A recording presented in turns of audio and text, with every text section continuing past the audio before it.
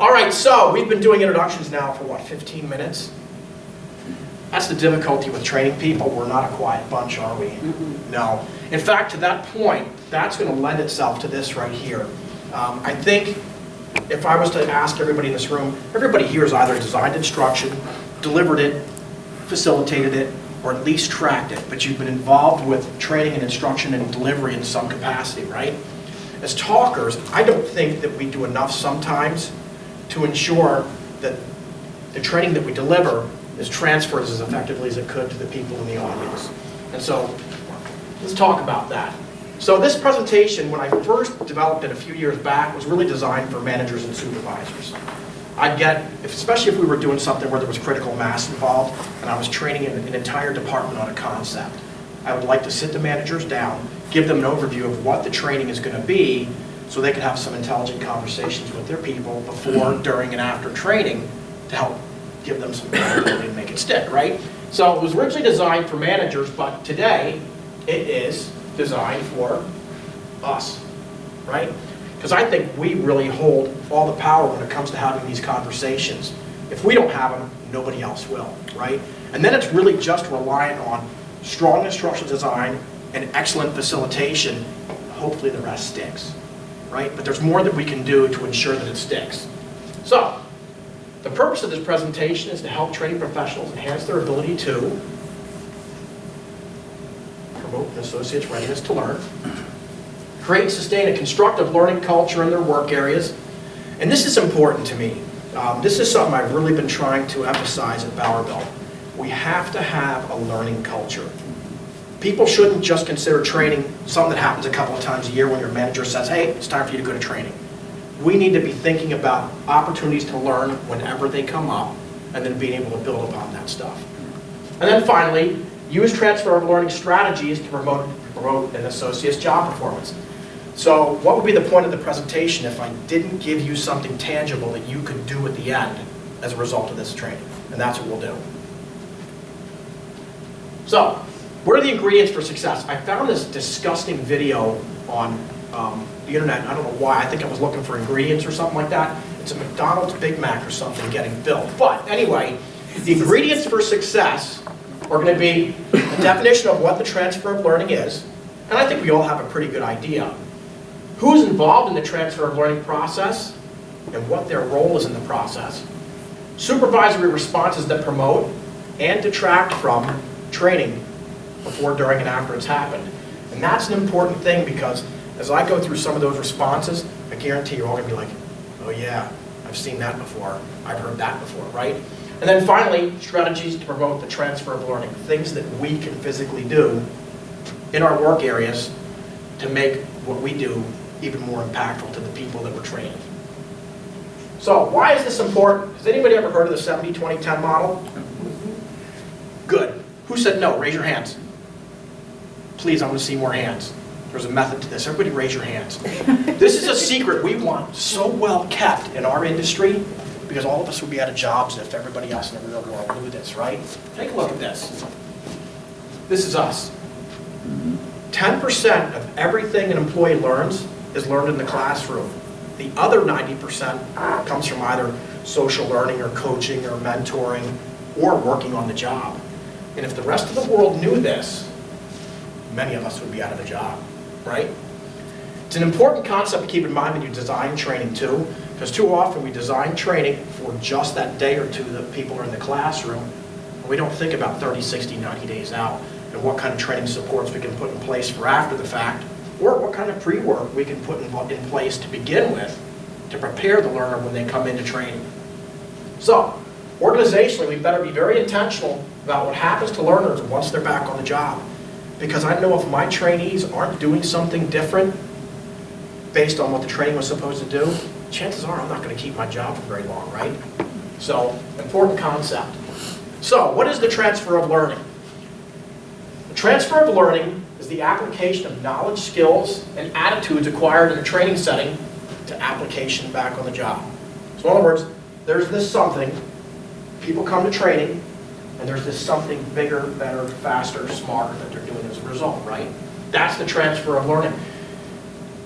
So, This encompasses what happens in work areas before, during, and after staff attend training to either support or undermine.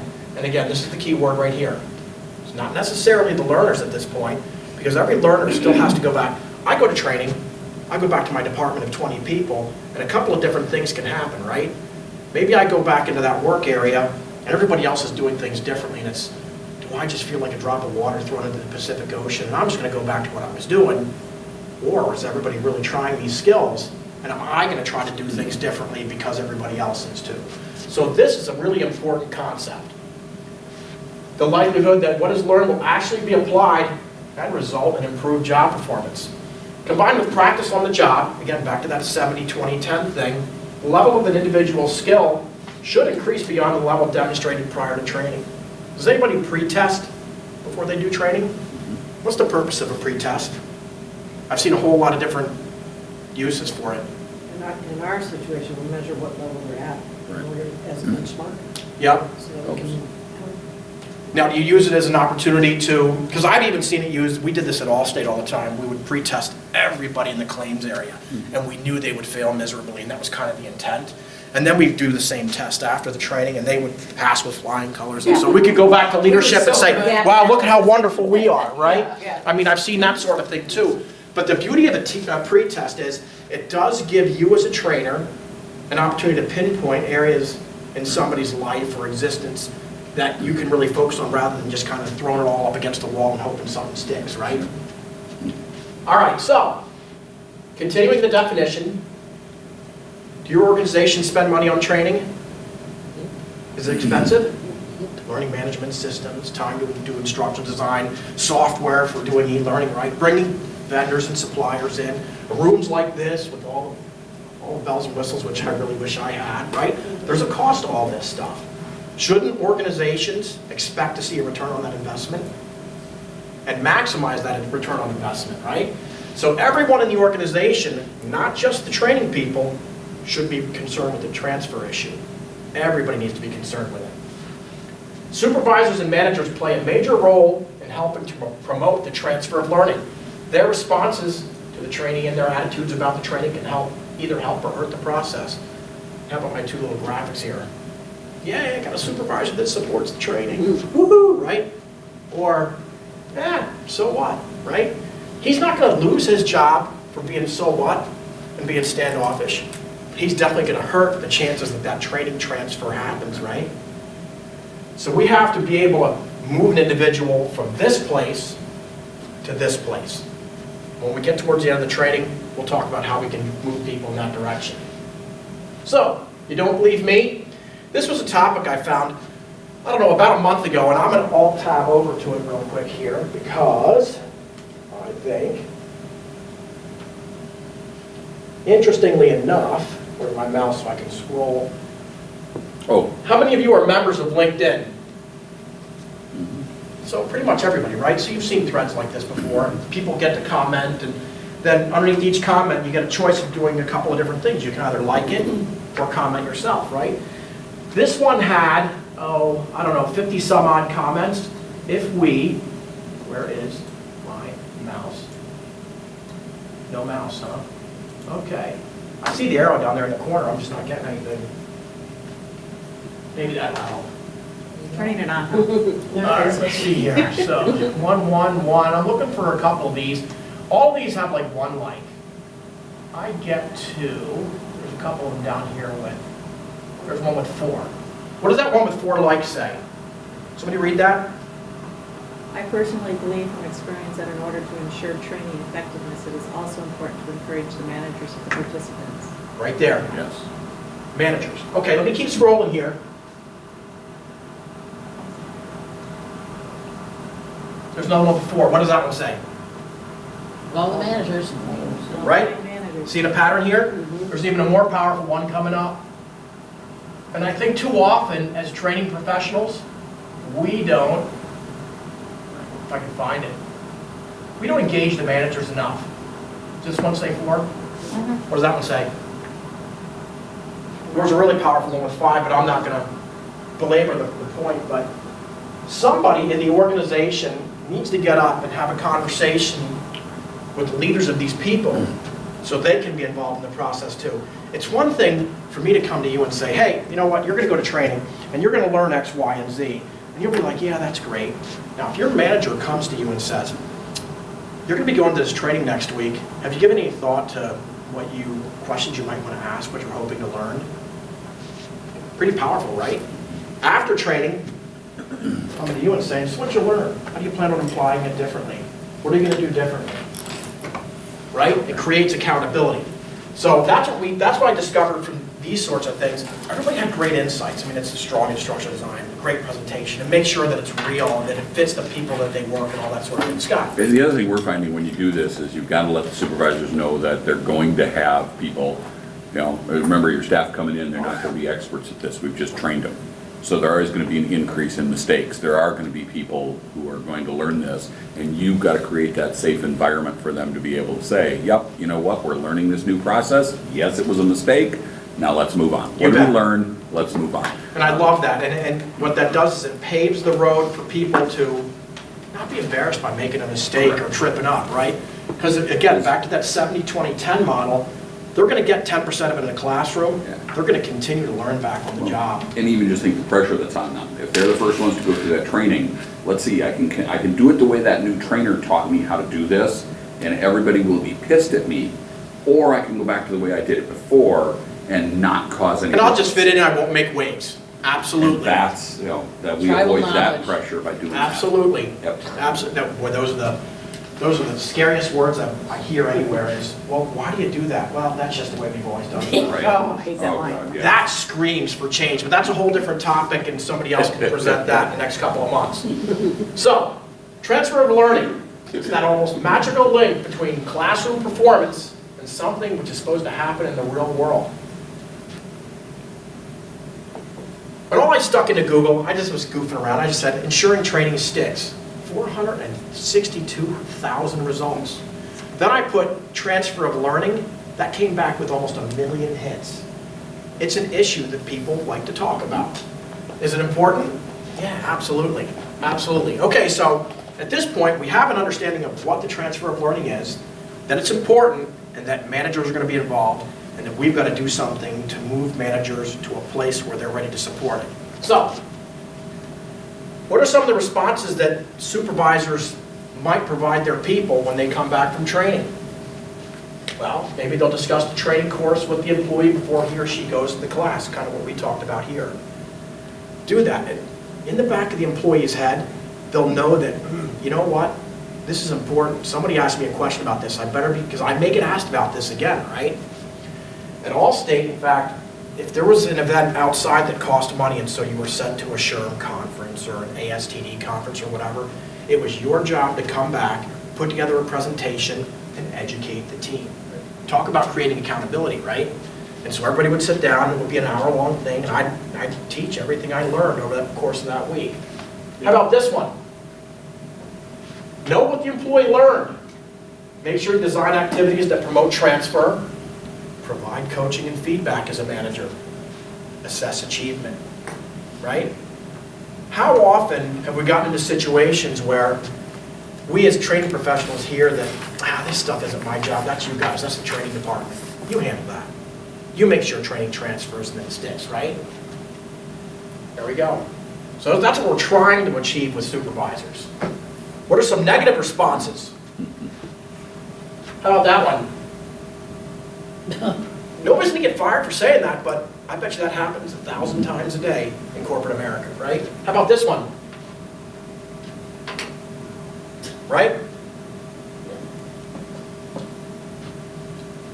How about that one? Whatever makes you happy as long as you get your work done. As long as you're cranking out 50 widgets a day, I don't care how you do it. There you go. There's that indifferent manager again. And it's our job to move him into a place where he's supporting learning by saying the right things to his people.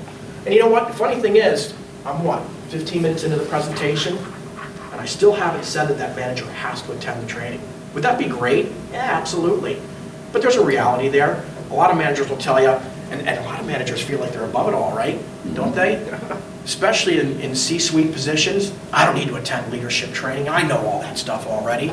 Really? Typically, those are the people that need it more than anybody else, but I digress. So, the training partnership. The three primary players in the transfer of learning are the trainees. Obviously, they have to attend training, and at some point, they've got to go back and do something different back on the job. The trainer, all of us, and management. This is referred to as the partnership. And I'm not going to read the green stuff. I think we get it. So, each of the primary partners has a specific role to play and actions to take, or not to take, right? Before, during, and after the training occurs. These will affect the likelihood that transfer will occur. In fact, as a result of research, we can rank the significance of each combination of a role player and time period on a scale of 1 to 9.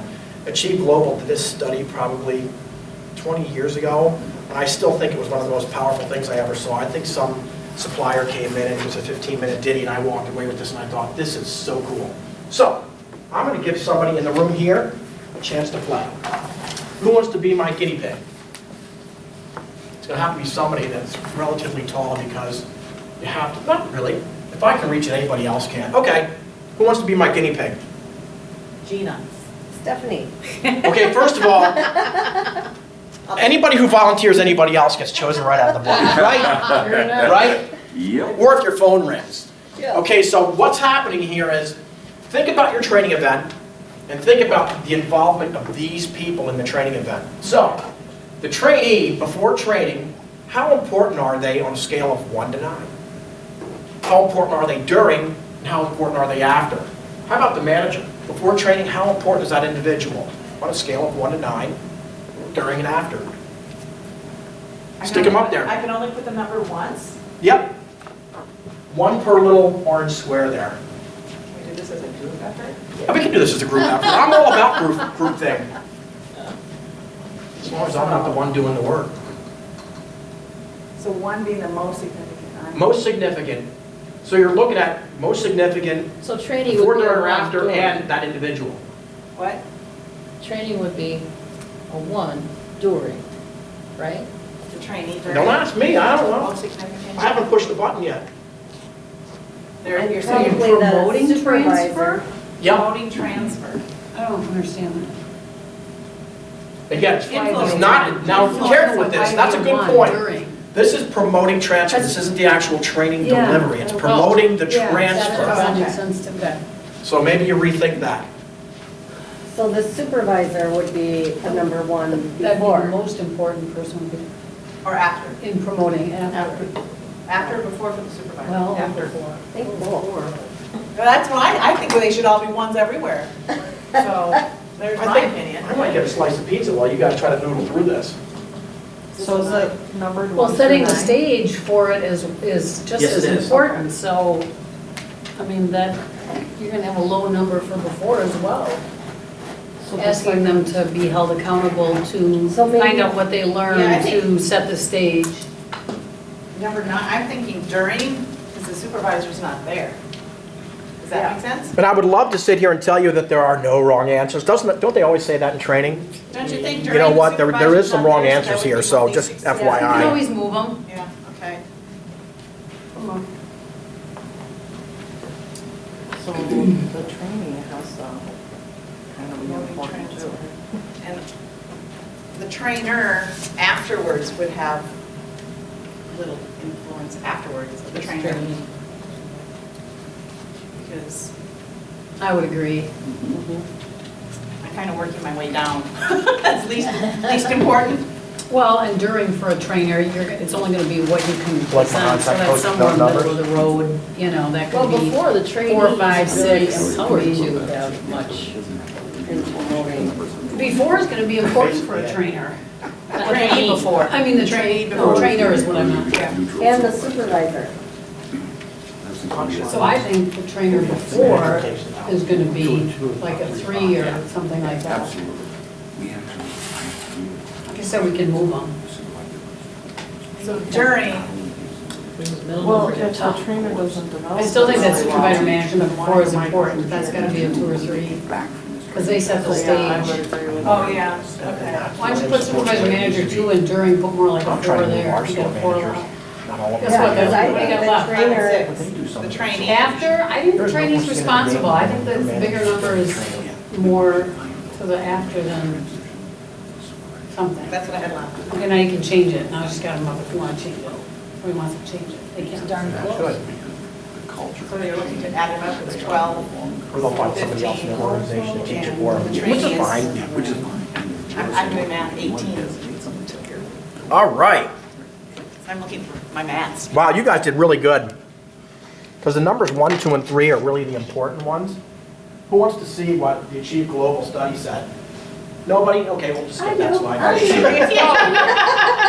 next slide up. I do. What did Achieve Global find out? They found out, Ha! look at that, supervisor manager, you guys did awesome. 2 of the top 3 positions All right, the right. held by the supervisor or managers. It's almost like we do this for a living. Look where the trainer and the curriculum developer fall, Wow. right? Oh, we were close on those too, 8 and 9. Clearly, it's not our responsibility at all after the fact. Now, I would argue, though, the world's a different place. I mean, the 70s as compared to today with technology and we are metadata some- and all that yeah. kind of stuff. The world's a different place, and I think we can play a more significant role here, too. And in fact, I would argue this presentation is taking us from a 9 here and making us maybe a 4 or a 5 or a 6, right? Because now we're starting to impact this person across the top row. And I think the role changes after training. Now my job as a trainer is not to support the trainee anymore, but it's to support the supervisor Yeah. in making that change. Absolutely, because it's about organizational change at that point, right? Awesome. And they Good are that job. 70% that is okay.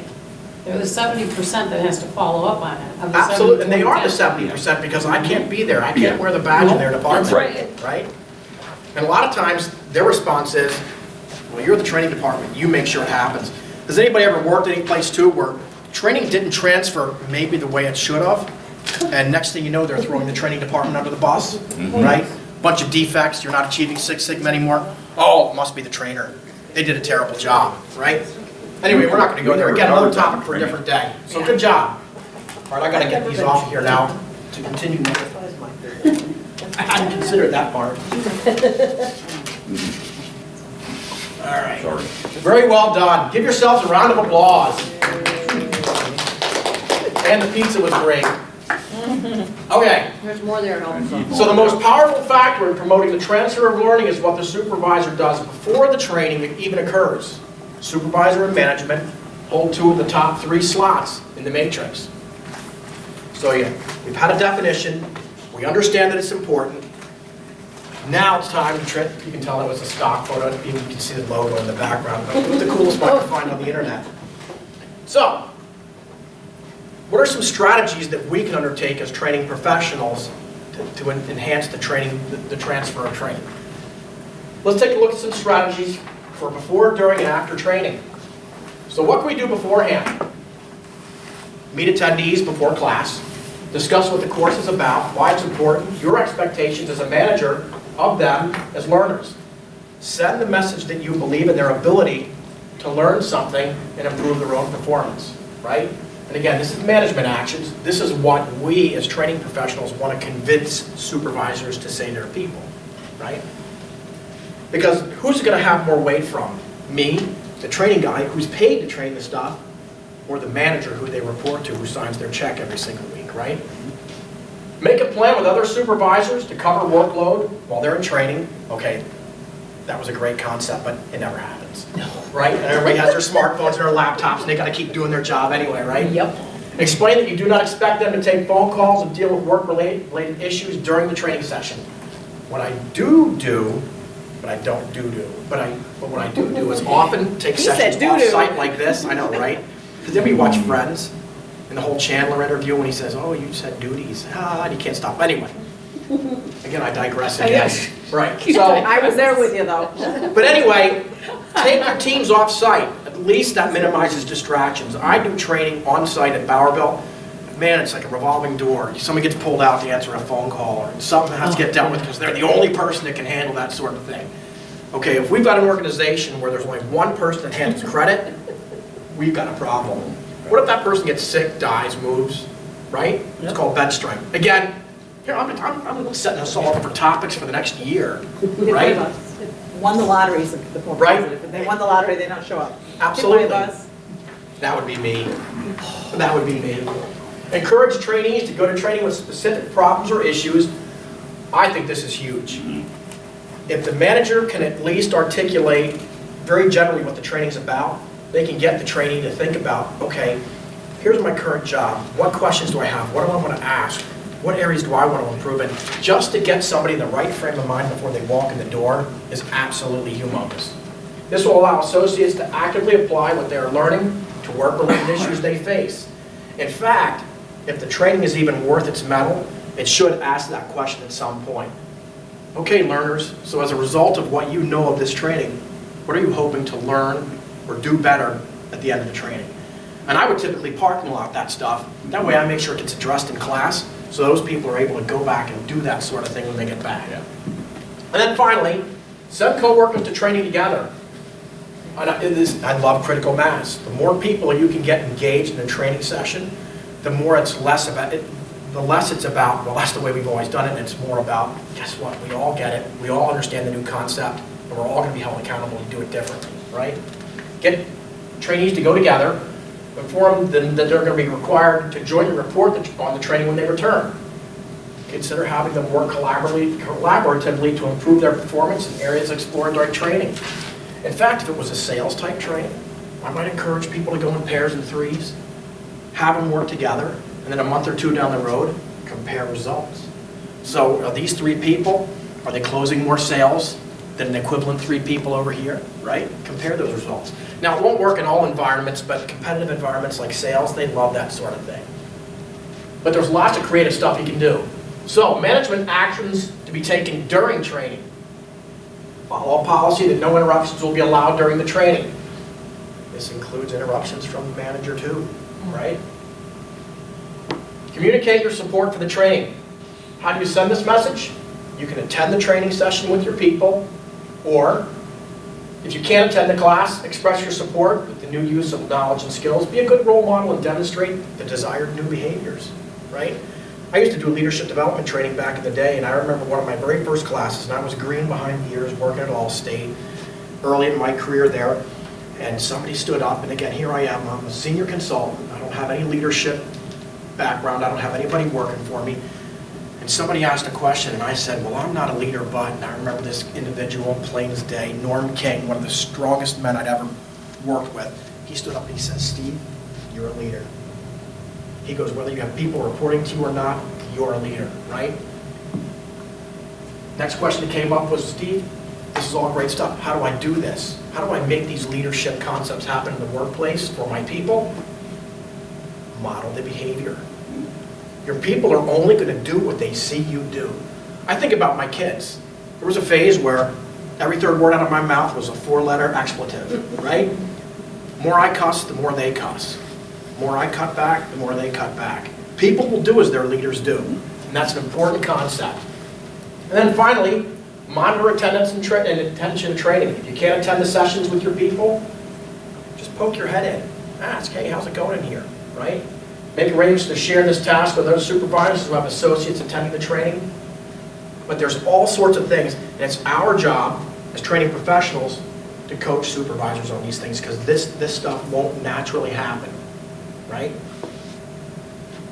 What can managers take as actions afterwards?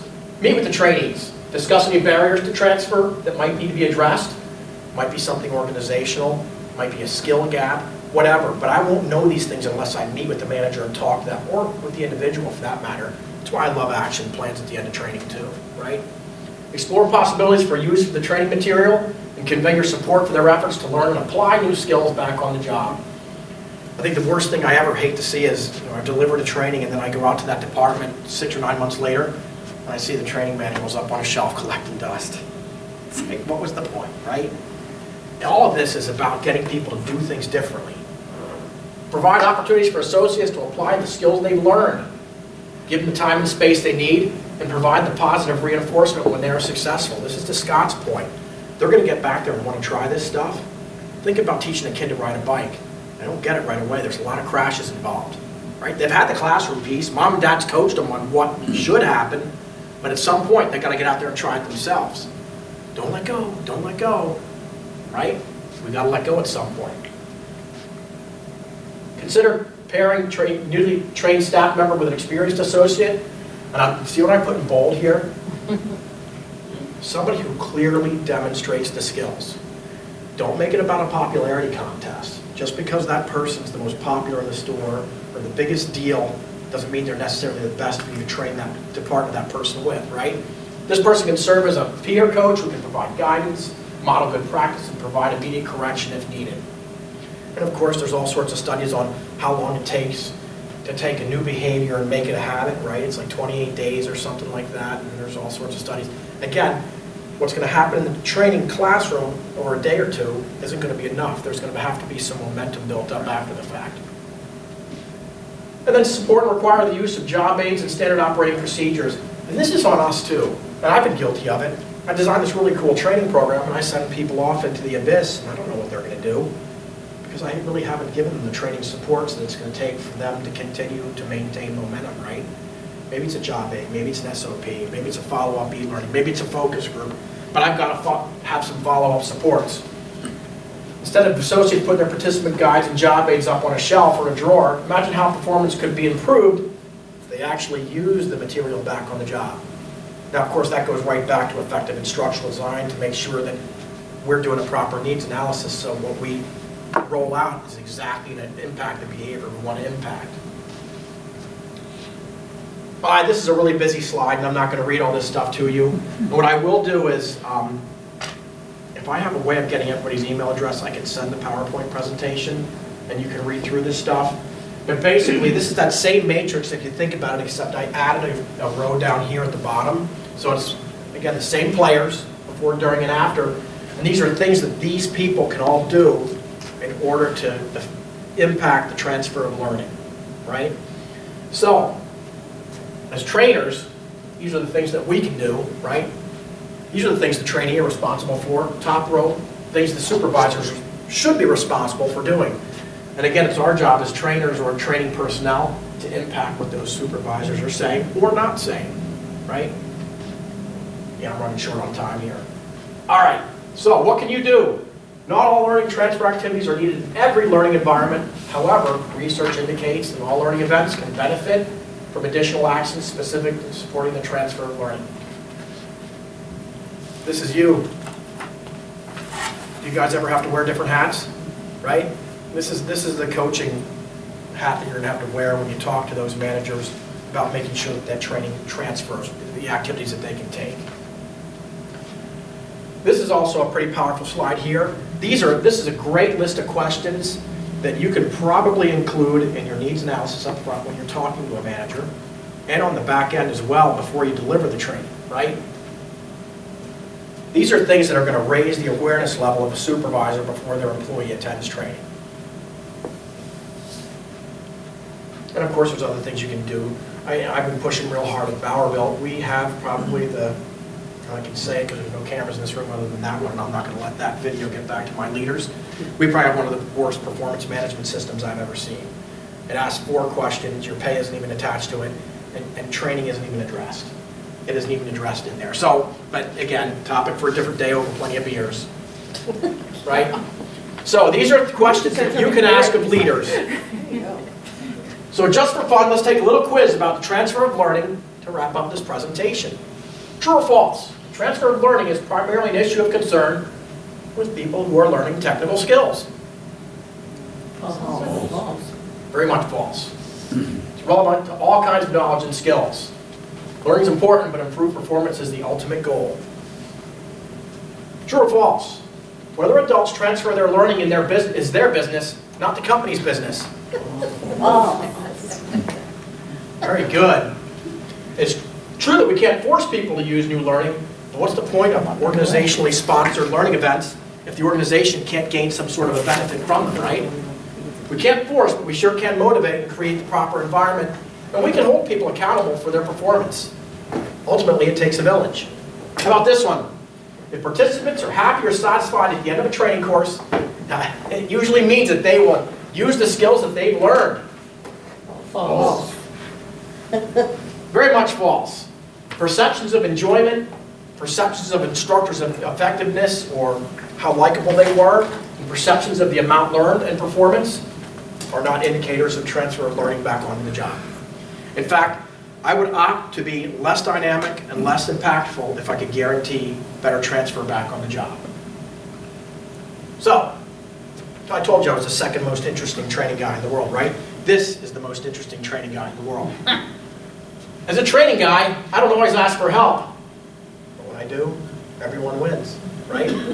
Talk to your supervisors and managers and get them involved in the process. They don't have to design it. They don't even have to attend the training, but there's some very impactful things they can do that's going to impact the transfer of learning, right? Wait a minute, I think I missed. Shoot, where's my other slide? I wanted to show you a video. Oh, that's it. Hold on a second. I'm going to show you a video. And the sound should come out pretty good here. Let's see. We want more from them so it's given and show them the pure joy of the game. Let's vary the attitude a little bit and show them you're telling me to dance. I'm saying to get back to the guy who first started playing this game. Remember? Way back when you were a kid. It wasn't just about the money, was it? Was it? Was it? Do your job. Don't you tell me to dance. Do your job, I'll do mine. Has anybody ever heard that before? This is everybody's job. This is everybody's job. Yes, I'm getting paid to deliver training, but supervisors are getting paid to increase production, do whatever they've got to do, and we've got to work as a team. And that's what he was trying to accomplish here. Let's let the video go a little bit longer. There's some other key points in there. Hey, fine! Athlete! I am not an entertainer! Fine! These are the ABCs of me, baby! I do not dance, and I do not start preseason without a contract! Fine! Key point coming up right here. Breathe! Breathe, Jerry. I am out here for you. Not this. This You is don't cool. know what it's like to be me out here for you. It is an up at dawn, pride swallowing siege that I will never fully tell you about, okay? Right here. Help me. Help me. Help me. Help me. That's the key of this whole presentation. That's your conversation with your leaders. Help me, help you. We all have skin in this game, right? He's the agent, he's the player. They both stand to make more money if they work together. Help me, help you. Has anybody ever seen this movie? It's a great movie. This is an awesome movie. It is. I'm not even a Tom Cruise fan, and this is an awesome movie. I second that. Not either. But his Show Me the Money, I've used that part of it on things. Me It's- too. It's a great movie for this. I think that's one of those, and if you ever say, show me the money, people know where. Oh, they know. Oh, yeah. Oh, hang on. And then also you had me at hello. And I did that. Yeah, there's another one. Yeah, There's you so had me many at hello. solid one-liners from this No movie. contract. Help me, God, help me, help me, help me. And then here's me. My man. I'm just happy to entertain. Help me. I'm just happy to entertain. See you, boss. Jerry, come on, man. Do you have any questions for me? Or for that matter, do you have any questions for anybody in the room? I mean, this is not my typical audience for this presentation because you guys are me, right? If you're training, one of the things we found, and I don't know if I have any proof for it, but there is proof for it in learning theory, we don't issue completion certificates anymore. And it goes back to some psychology that was done in the 1960s called the Zagarny effect, where there was a psychologist from Russia who watched waiters and waitresses and realized that the brain keeps things in short-term memory until it no longer needs it, and then it just dismisses it.